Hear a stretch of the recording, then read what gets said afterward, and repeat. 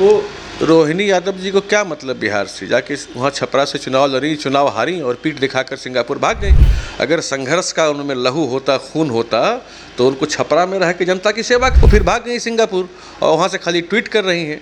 और चूँकि लालू जी की बेटी हैं तो एक प्लेटफॉर्म तो मिला हुआ है उनको कि लालू जी की बेटी हैं, टिकट भी उनको मिल ही जाता है। और ऐसे लोगों को तो ना टिकट मिलना चीज़ का, ना कोई संघर्ष का इतिहास रहा है, ना कोई पॉलिटिकल ये रहा है, ना सोच है, ना समझ है, तो ऐसे लोगों की बातों पर क्या बयान देना। पनोरमा ग्रुप, जो सोचता है वो करता है, आपके अपने सपनों का आशियाना। नमस्कार, भारत लाइव देख रहे हैं आप, मैं वेद सिंह। आज सुबह की एक दुखद घटना, वीआईपी सुप्रीमो मुकेश सहनी के पिता का उनके घर पर निर्मम हत्या कर दी जाती है। बिहार में लगातार तेजस्वी यादव, नेता प्रतिपक्ष तेजस्वी यादव लगातार बिहार के कानून व्यवस्था पे उंगली उठाते थे। वहीं सत्ता पक्ष उनको खुद कसूरवार ठहराती थी और कहती थी कि उनका जो समय था, उनके पिता का जो समय था, वो जंगल राज का समय था। इन्हीं सब तमाम मुद्दों पे बात करने के लिए अभी हमारे साथ मौजूद हैं बीजेपी के प्रवक्ता नीरज कुमार जी। पहले तो स्वागत है आपका। धन्यवाद। पहले तो सबसे पहले मैं अपनी संवेदना और दुख व्यक्त करना चाहता हूं अपनी ओर से और अपने पार्टी की ओर से। जी। मुकेश सहनी जी के घर में जो हादसा हुआ, उनके पिता की जिस निर्मम तरीके से हत्या हुई, जी, उस पर पूरी संवेदना व्यक्त करता हूं। और हम लोग संवेदनशील हैं इस पर, और सरकार भी संवेदनशील है जी, और बड़ी मुस्तैदी से इसकी जांच की जा रही है। हर पहलू की जांच वैज्ञानिक तरीके से की जा रही है कि कहीं कोई शंका रह न जाए।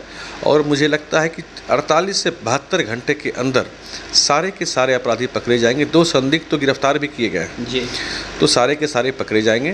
देखिए, अपराध दुनिया में कहीं भी हो सकता है। अभी ट्रंप पे गोली चल गई तो आप क्या कहेंगे उससे?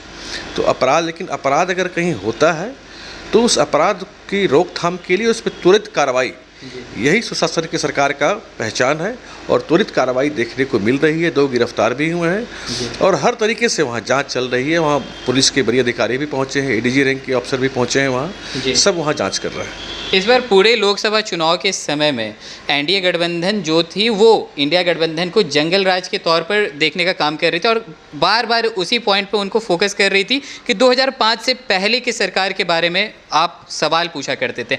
अभी क्या है? अभी जंगल राज चल रहा है या मंगल राज चल रहा है? ऐसा मैं नहीं, ऐसा नेता प्रतिपक्ष तेजस्वी यादव कह रहे हैं। तेजस्वी यादव जी के कुछ भी बोल देने से नहीं होगा ना। जंगल राज बड़ा स्पष्ट रूप से वो था जब अपराधी अपराध करते थे और सीएम हाउस में लालू राबड़ी आवास में उनको शरण मिलता था। इसको बोलते हैं जंगल राज। आज अपराधी को मालूम है कि अपराध करेगा, 2 दिन लगे, 10 दिन लगे, 2 महीना लगे, उसका जगह जेल की सलाखों के पीछे है। इसको जंगल राज आप नहीं कह सकते। और जंगल राज की उपमा तो उसको सुप्रीम कोर्ट ने दिया था। आप इतिहास का उदाहरण भरा पड़ा है। कई एक अधिकारी किडनैपर लालू राबड़ी आवास में पाए जाते थे, वहाँ बैठकर उनकी पंचायती होती थी। तो इस राज से इसकी तुलना नहीं की जा सकती। यहाँ अपराध हुआ है, अपराध के प्रति हम लोग गंभीर हैं और दुनिया में कहीं भी अपराध शून्य तो नहीं किया जा सकता, लेकिन अपराध को हम लोग कम करने का प्रयास जरूर कर रहे हैं और ये अपराध कम देखने को आने वाले समय में मिलेगा। वहीं लालू प्रसाद यादव की बेटी जो रोहिणी आचार्य हैं, उन्होंने साफ तौर पर आज ट्विटर प्लेटफॉर्म एक्स पे उन्होंने एक पोस्ट डाला है और उन्होंने कह दिया कि आम जनता तो छोड़ दीजिए, अब महागठबंधन के लोग भी अब सुरक्षित नहीं हैं। उनको रोहिणी यादव जी को क्या मतलब बिहार से जाके वहाँ छपरा से चुनाव लड़ी, चुनाव हारी और पीठ दिखाकर सिंगापुर भाग गई। वो तो पीठ दिखाकर सिंगापुर भाग गई ना। अगर संघर्ष का उनमें लहू होता, खून होता, तो उनको छपरा में रह के जनता की सेवा करनी चाहिए थी, वहाँ संघर्ष करना चाहिए था। वो फिर भाग गई सिंगापुर और वहाँ से खाली ट्वीट कर रही हैं। और चूँकि लालू जी की बेटी हैं तो एक प्लेटफॉर्म तो मिला हुआ है उनको कि लालू जी की बेटी हैं, टिकट भी उनको मिल ही जाता है। और ऐसे लोगों को तो ना टिकट मिलना चीज़ का, ना कोई संघर्ष का इतिहास रहा है, ना कोई पॉलिटिकल ये रहा है, ना सोच है, ना समझ है, तो ऐसे लोगों की बातों पर क्या बयान देना। उनको तो हम लोग नॉन पॉलिटिकल मान के चलते हैं। चूँकि अब लालू जी की बेटी है तो कुछ बयानबाजी वो कर लेती है, मीडिया में चल जाता है, उनको इतना से ही मतलब है, बाकी उनको कोई मतलब नहीं है। अगर मतलब है तो मैं कहता हूँ कि अब सिंगापुर छोड़िए, बिहार आइए और यहाँ की धरती पर संघर्ष करिए, तब समझ में आएगा कि क्या होता है। खाली ट्वीट करने से और मीडिया में बाइट देने से कुछ नहीं हो जाता। उनका तो ये भी मांग है कि बिहार में राष्ट्रपति शासन लागू करना चाहिए। क्या लगता है आपको? उनके मांगने से कुछ नहीं होगा ना। बिहार में भी सुशासन का राज है। ठीक है, अपराध हुआ है, घटनाएं हुई हैं, ये घटना बहुत गंभीर घटना है, संवेदनशील घटना है। इस पे सरकार भी गंभीर है, संवेदनशील है और दूध का दूध पानी का पानी 48 से 72 घंटे के अंदर हो जाएगा। हाँ, अगर ऐसी घटनाओं पे पुलिसिया कार्रवाई नहीं हो, जैसे कि पहले होता था, पुलिसिया कार्रवाई नहीं होती थी, पुलिस भय से FIR नहीं लिख पाते थे। पहले तो ये हाल था कि पुलिस भय से FIR नहीं लिखते थे, लेकिन अब तो वैसा हाल नहीं है ना। अब तो त्वरित कार्रवाई होती है क्योंकि ये कानून का राज है। लेकिन ये भी तो सोचने वाली बात है कि आम जनता जहाँ पे सुरक्षित नहीं है, वहीं पे अब महागठबंधन से जुड़ी हुई ऐसी जो तस्वीरें हमारे सामने नज़र आ रही है, ऐसा जो घटना हमारे सामने नज़र आ रहा है, आखिरकार इसका जवाबदेही कैसे देगा सरकार?